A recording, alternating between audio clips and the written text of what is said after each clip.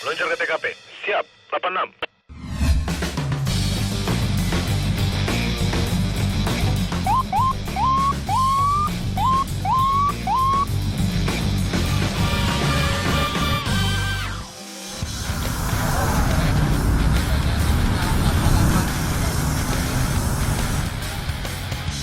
Pada awal April ini, Polda Metro Jaya melaksanakan operasi kepolisian yang diberi nama Operasi Simpatik Jaya, di mana operasi ini lebih mengedepankan tindakan preemptif, yaitu himbauan ataupun teguran baik secara lisan maupun tertulis.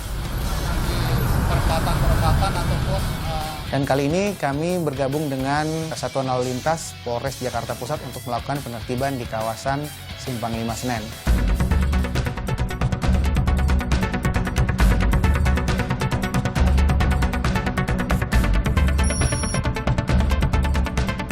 Mengapa Simpang 5 Senen ini dipilih? Karena Simpang 5 Senen ini merupakan kawasan yang cukup padat dan juga sering sekali ditemukan berbagai macam jenis pelanggaran di kawasan ini. Pelanggar yang pertama kali kami temukan di kawasan ini adalah pelanggaran pengendara yang tidak menggunakan helm. Stop. Ini pulang sekolah atau apa ini? Pulang sekolah, Pak. Lagi UTS. Kartu pelajarnya ada nggak? Kartu pelajar? Setelah kami memberhentikan pelajar tersebut, kami menanyakan surat-surat dan pelajar tersebut tidak mampu untuk menunjukkan surat-suratnya. Udah buat SIM belum? Belum, Pak. Kenapa belum buat? Pengen buat udah masih bingung maksudnya. Bingung kenapa? Bingung aja, memang maksudnya belum lah pokoknya. Tahu nggak kalau naik motor tuh harus pakai helm? Iya, Pak, maksudnya saya udah ingetin sih, Pak. Ingatin siapa? Teman saya. Enggak, helmnya ada nggak tapi? Nggak ada kan? Iya, helm dia nggak ada, helm dia ada. Ya nggak boleh. Nanti kamu tahu nggak kalau masalahnya dia jatuh, dia sampai kecelakaan, yang tanggung jawab siapa? Sangat kami sayangkan tentunya dengan sikap daripada orang tua yang memberikan kebebasan ataupun memberikan izin kepada anaknya untuk menggunakan kendaraan. Kamu ada nomor telepon orang tua kamu nggak? Coba nomornya berapa? Saya bicara sini. Bilang polisi mau ngomong. Selamat siang, Bu. Jadi gini, Bu, itu kan anaknya belum punya SIM. Jadi kalau belum punya SIM artinya kan dia belum tahu, Bu.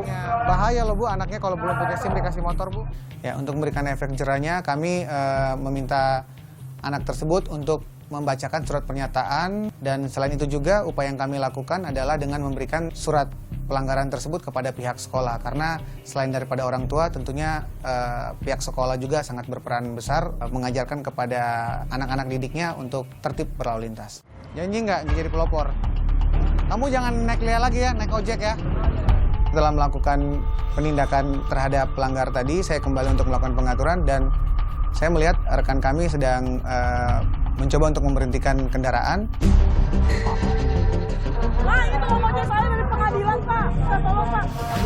Udah tolong kenapa? Matiin. Udah saya jalan ya, saya ditungguin, Pak. Hah? Saya ditungguin orang. Jadi dia gimana nih, Bu? Bapak mau di pengadilan aja deh. Bapak ojek? Iya. Ibu nggak pakai helm? Bapak sediain helm nggak? Ada helmnya sana. Tapi Dibilang nggak usah pakai helm lah. Gitu bilangnya. kenapa dia nggak usah pakai helm? Pengadilan. Orang pengadilan. Terus kalau orang pengadilan nggak pakai helm gitu? Nggak tahu, Pak.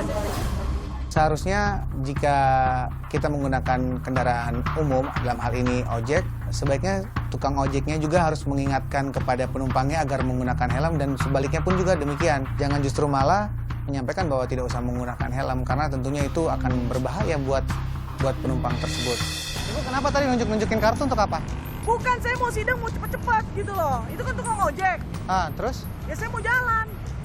Terus tadi kata tukang ojek, ibu yang nggak bolehin pakai helm ya? Mana? Mana ada? Coba ngomong dulu sama tukang Oh, saya ojeknya. nggak tahu, Pak. Itu kan saya naik ojek. Saya mau sidang, Pak. Katanya langganannya. Oh, langganan dari mana? Saya baru kok dari pengadilan.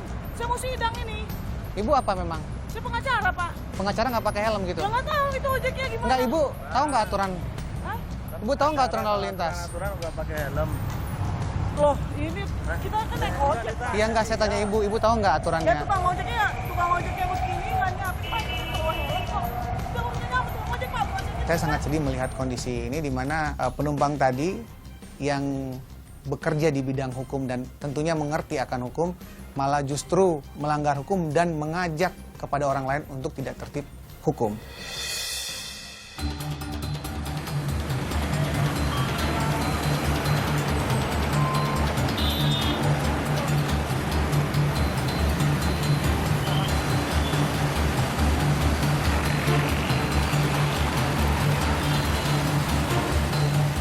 setelah kami melakukan penertiban di salah satu ruas lampu merah, kami kembali menemukan pelanggar dan kali ini bukan hanya satu tapi cukup banyak pelanggar. Ngerti nggak kamu diberhentikan? Berhenti dulu. Nah, ada petugas. Salah. Dorong sana, dorong. Mas, bawa ke sana motornya. Bapak urus itu, Pak. Saya juga tidak habis pikir bahwa masyarakat diberhentikan oleh kami itu maksud kami untuk memberikan himbauan, mereka malah justru kabur, mungkin sudah terlanjur antipati kali dengan kehadiran kami. Padahal kan maksud kami di sini adalah baik untuk melakukan penertiban. Buka helmnya. Buka. Kamu tahu nggak diberhentikan kenapa? Nggak tahu. SIM mana? Surat-surat. Aduh apa kamu? Saya minta SIM, kamu tahu nggak ini apa ini? Tilang STNK, kamu tahu nggak? SIM kamu ada nggak? Tahan motornya, tilang motornya. Ternyata masih ada saja pelanggar yang tidak terima dengan kondisi ini.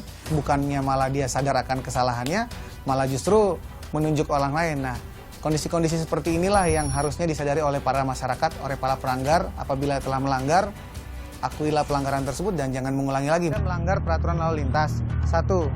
Menggunakan jalur busway. Ya. Setelah kami cek surat-suratnya tidak ada surat-surat yang bisa ditunjukkan, SIM, STNK juga tidak bisa ditunjukkan, sehingga kami menilang motornya. Dan motornya nanti kamu tuh bisa tebus di pengadilan ya. Yang lain udah dilepas. Siapa yang lepas? Siapa yang lepas yang? Saya sempat berhenti kan di depan.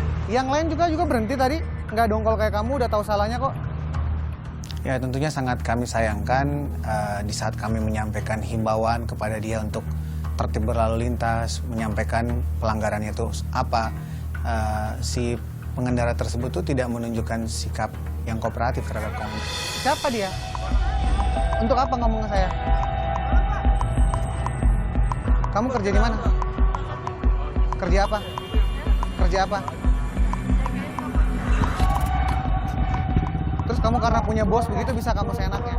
Tentu kami sangat sayangkan dengan sikap-sikap seperti itu karena tidak menunjukkan sikap yang sportif daripada pelanggar tersebut, malah cenderung untuk mencari perlindungan. Anak buah bapak ini menggunakan jalur busway, Pak. Diberhentikan dia dongkol. Dia kesel sama saya. Pantes nggak? Terus dia mau nelfon bapak. Ya udah. Saya bilang kalau bapak mau ngurus nanti ambil aja ke pengadilan, Pak. Bisa kan? Suruh aja sama anggotanya. Ya? Enggak, Pak. Nggak bisa. Biar tahu juga nih anggota bapak ini nggak bisa saya enaknya seperti itu, Pak. Dan kami juga berharap terhadap siapapun mereka yang dihubungi itu agar tidak membackup ataupun tidak melindungi ataupun tidak memberikan bantuan kepada mereka-mereka yang melakukan pelanggaran. Karena dengan demikian itu sama halnya dengan mengajarkan mereka untuk tidak tertib. Gimana? Ulangi omongannya. Kalau ya saya kan juga keterbatasan, ngerti dong? Ya kalau saya mau nahan orang-orang nabrak saya, mau ganti nyawa saya, bisa? Hah? Nggak bisa kan? Helmnya dibuka. Helmnya dibuka. Oh, Pak, itu ya?